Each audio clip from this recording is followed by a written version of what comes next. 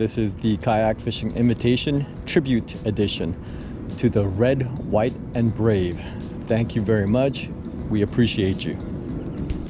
Okay, here we go. This is the M.A.L.E Kayak Fishing Invitation.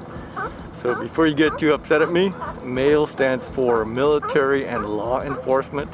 So I probably could have thought up of a less inflammatory acronym. Okay, so as I've mentioned, this is a newbie kayak fishing invitation, and as such, I cannot think of a better place to launch than the MDR area, the Marina del Rey area. And I've covered this in other videos, but I'm going to show you quickly why I think the MDR area is the best place to launch for newbie kayak fishermen. So first of all, the parking and setup is super easy. So I'm going to zoom in here. I suggest that you launch out of the Marina del Rey public boat launch ramps and look at the parking. Parking is super easy. Parking is cheap. It's $10 for an entire 24 hours. You have multiple lanes from which to launch your kayak. And let me kind of further demonstrate how I might launch, okay? I'm not saying you have to do it like this, but this is how I launch, okay? So you have multiple lanes. And so intuitively, as I mentioned, you might want to roll your kayak down into the water here. Now me, I choose to do it a little bit differently. So instead of rolling my kayak into the water, I will roll my kayak down the dock, maybe somewhere around here, and I will slide the kayak into the water here. That way I don't have to deal with getting wet or having to pull out a fussy pair of wheels from underneath the kayak. To me, it's just easier.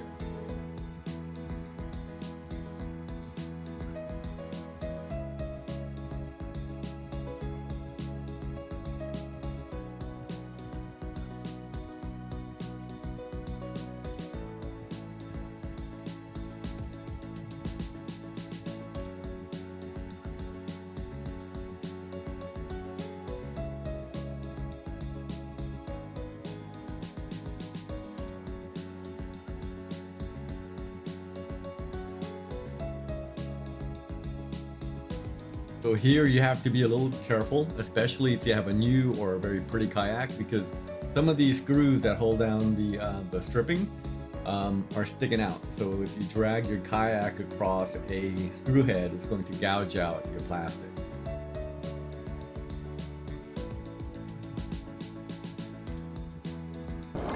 Okay, so we're about to turn the corner on the jetty wall, and the conditions really could not be any better.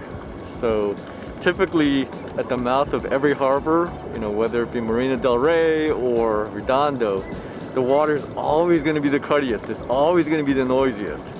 And once you get past the mouth of the harbor, it typically calms down. But look how glassy it is. Winds forecasted to be under like 12 miles per hour throughout the day. The swells are like 2 foot with huge intervals, like 14, 15 seconds in between. So again, could not have picked a better day for us humans, okay? So as I've stated in the past, like great conditions for human beings doesn't mean great fishing conditions, because fish typically like it better when things are being like kind of churned up and whipped around. But yeah, you cannot pick a nicer day. Okay, hey, this is gonna be a great trip under a little bit of pressure because we've got some great people with us, and I'm hoping to bust my ass and put them on a fish. So put your hard hats on. I need you to start hunting. Here we go. And so the game plan is to come out of the mouth of the harbor and then check out a couple of spots. So primarily we're gonna go check out the MDR artificial reef, which is about a mile away from the mouth of the harbor. And there's also a spot around here somewhere that L-Train discovered in the past. And so I reached out to L-Train to see if it was okay to take the people there, and he was gracious enough to give us the coordinates, so thank you there. But the great thing about the artificial reef is it's so close. Such an easy paddle from the mouth of the harbor, and it is in relatively shallow water. And so it's not just one spot that everyone needs to be posted on top of. There are like multiple spots. And so what they've done is they've dropped down like, you know, like cement pilings and trolley cars. And so the great thing about this spot is because it's in 70 feet of water, it's a great place to practice your fish TV skills. Because you get out there and you got 70 feet of water and some of the structures will come up off the bottom like 30, 35 feet. So as I've mentioned in the past, when something takes up literally half of your fish TV screen, that's going to be hard to miss, okay? And then the other thing is, again, because there are so many spots, if you go to one spot and you drop down and you don't get action and you don't mind like moving around and hustling, just move from spot to spot to spot. And you should be able to pick off a few bass. But because it is so close to the harbor, I mean, you talk about a place that gets pressured. I mean, this is going to be it, right? Boaters are going to pressure it. But anyways, a great place to bring new people.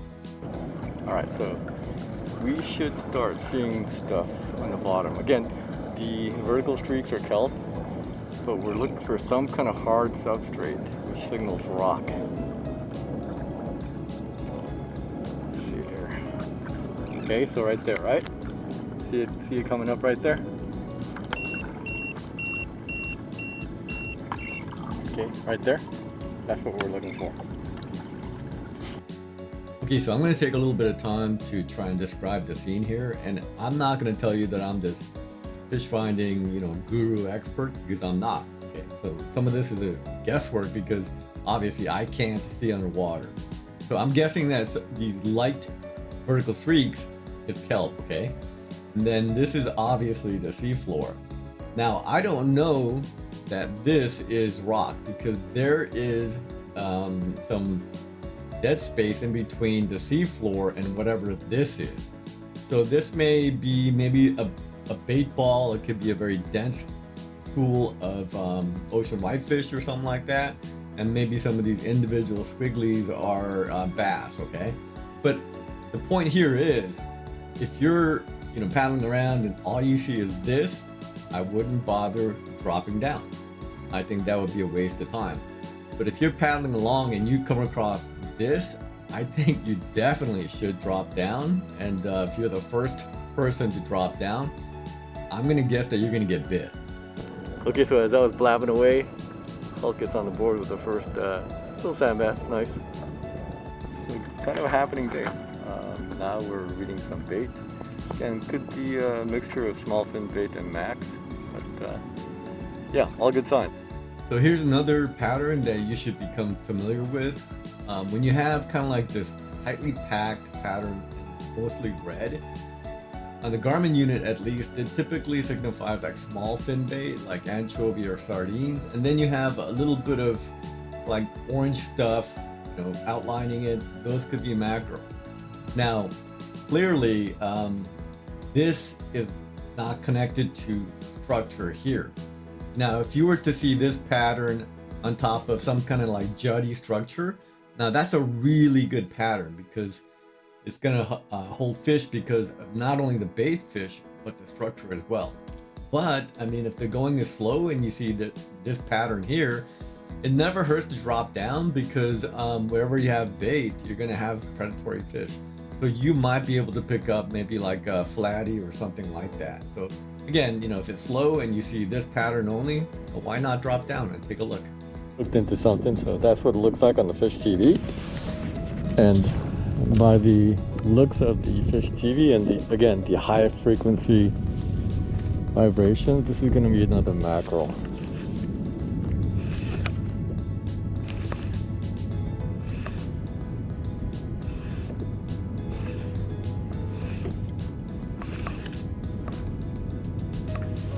Yeah.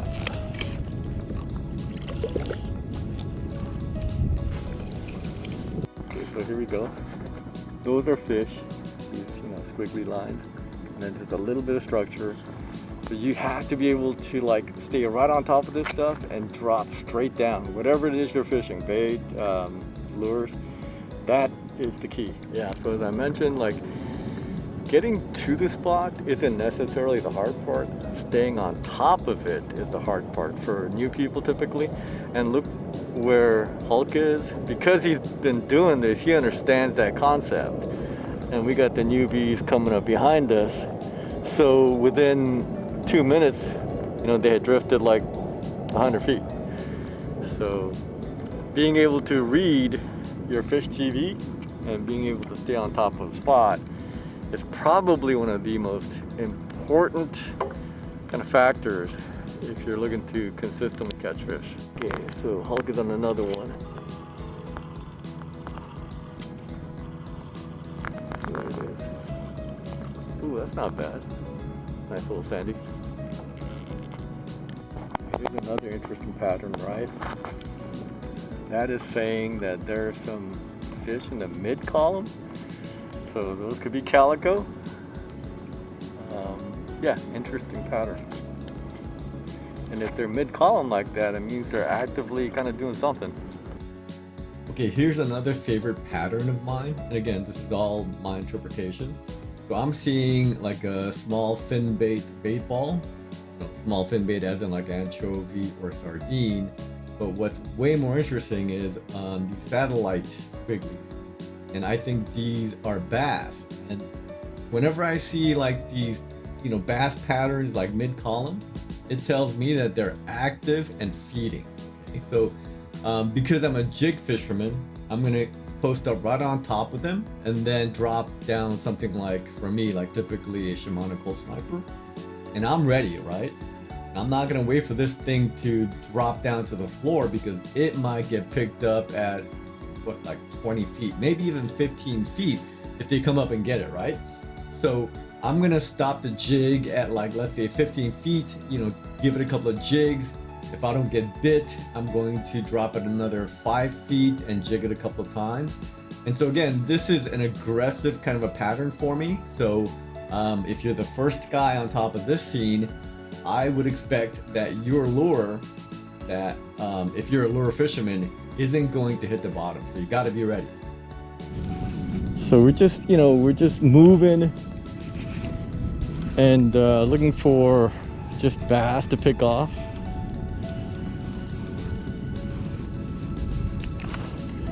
Okay, let's see if we can get this guy too.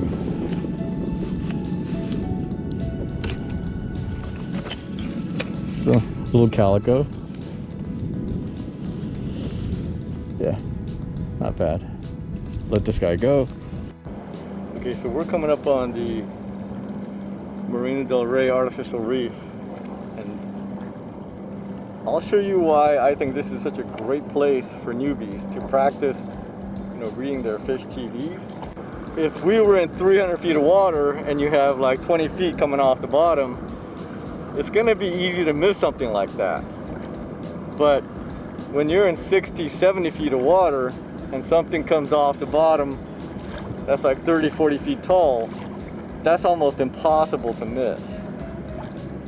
So, okay, so starting right there, right?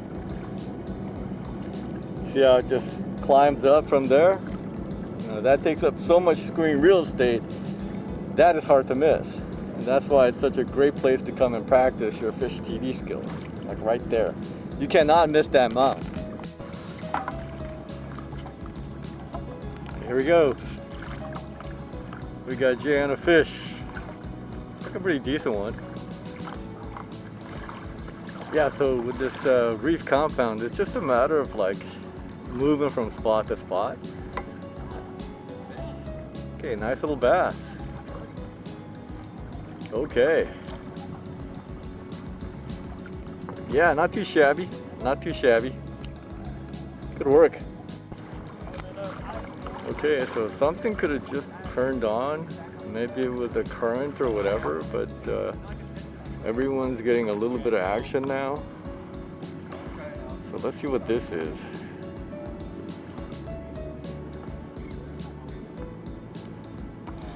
And this is where I wish I had the reverse. Mackerel. It's a mackerel.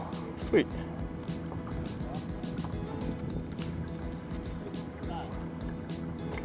Okay. So here's another tip with the Garmin fish finders. Don't rely on this to do your navigating. So if you're looking at this is suggesting that you make a hard left. Always rely on your compass tape. And the compass tape is saying go straight east, okay? So I'm going to rely on the compass tape, and it's always good to understand where east, west, north, and south is. And of course I'm pretty familiar with this area, so I know east is that way, okay? So instead of making a hard left, I'm gonna just go due east, like northeast, which is around there. So at this point, I'm gonna drop a waypoint for you guys, but understand that you can get to this waypoint, but really, you'll be doing yourself a favor if you explore the area around that waypoint, because this is just okay. There's better stuff like everywhere. Every one of these red dots represents a waypoint. So again, this entire area, just explore, have fun. Okay, so when it's 90 degrees, there's no hint of a wind, and the fishing is slow, stuff like this is liable to happen. This is actually good because he's going to demonstrate how to get back on the boat, hopefully.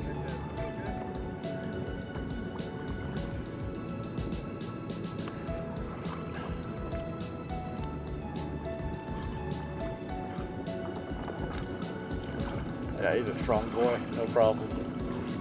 And that's a stable boat. Atta boy, Hulk.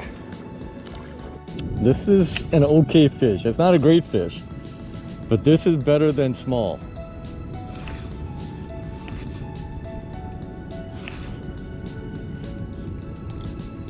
It's better than small. This is a better fish. Let me see if I can show you the fish finder screen. That's what we're looking at right there. Okay. So all those individual squigglies are fish, and see, that's my fish coming up right there. That's my fish coming up. So it's just a matter of, I mean, just hunting, and you just keep hustling and find one. See, there he is coming up. So that's my fish coming up.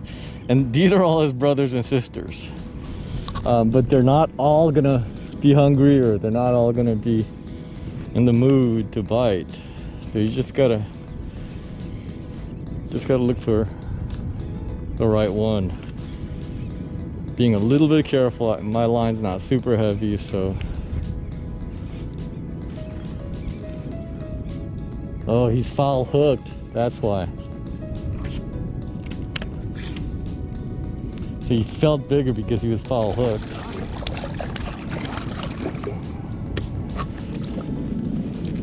I mean, it's not a bad fish, but it's not as big as he felt. But anyways, don't try this at home. These guys have sharp teeth, especially the sand bass. Their teeth are sharp, sharper than the calicos, it seems like, for whatever reason. This guy wasn't going anywhere, you know, foul hooked or not. He wasn't going anywhere. This guy was hooked good. Thank you, pal. Here I'm going to pause the video and talk to you about what you should not do, okay? What you should not do. Probably should not be handling a fish like this, especially if it is a bigger fish, okay? Because right here, if it's a bigger fish and that bigger fish begins to thrash around and you don't have a good grip with your left hand, he could drive one of those sharp treble hooks somewhere into your right hand, and it could be ugly, okay? So especially the sand bass, they have like very sharp little teeth, and at the very least, you know, you're gonna get nicked up. I like a pretty good tool. This is the Berkeley fish lip gripper or something like that. This is a pretty good tool. I mean, you can just kind of feel that it's pretty sturdy, and I've had this a couple of years, and there's a little bit of corrosion, but doing pretty well. It's not fancy, it's not expensive. I think I paid about $25 for it. So the fancy ones will do stuff like it'll rotate this way right here, so that if you have a big fish and they do a death roll, it'll go with it. This one doesn't do that, But you know, for 20-25 bucks, I think this is a good deal. You know, if you don't want to break the bank, and some of these lip grippers are like, they can be over $100, but I think this one is fine.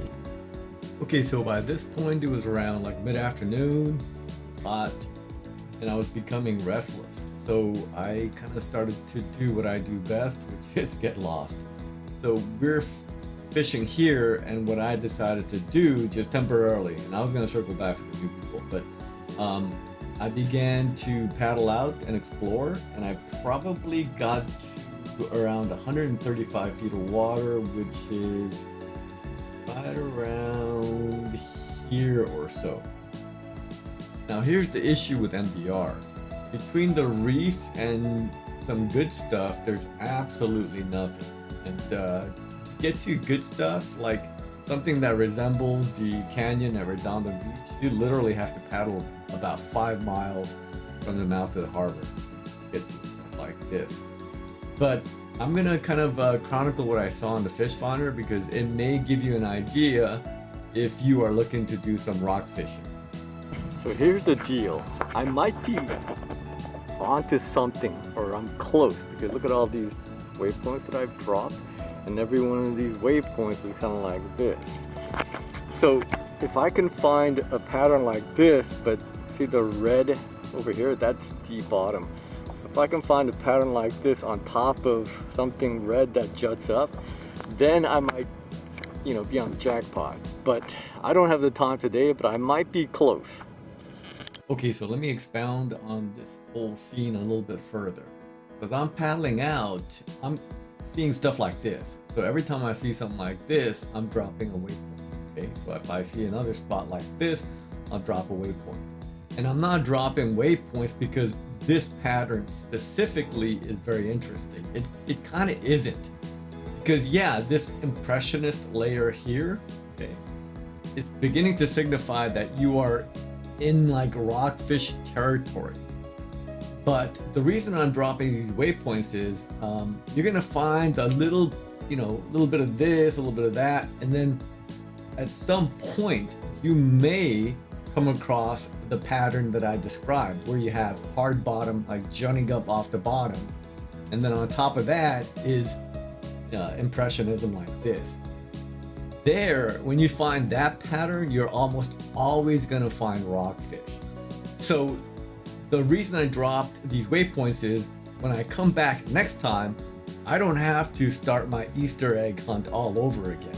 I go to the neighborhood, okay, and get to the general vicinity, and then I'm looking for that jackpot, you know, spot somewhere in that vicinity. Okay, so that's how scouting is done for me. Oh, look at this poor little guy. He's miles away from any flower, probably tired. Yikes. I hope you can make it back. Hey, I want to take one more opportunity to say thank you to all the brave men and women. You know, the red, white, and brave. Thank you very much. Appreciate you. Okay, that's going to bring this video to a wrap. Just another beautiful day in paradise. Thank you for dropping by, as always. Get out there, have fun, explore, be safe, and we will see you soon on our next adventure. Bye for now.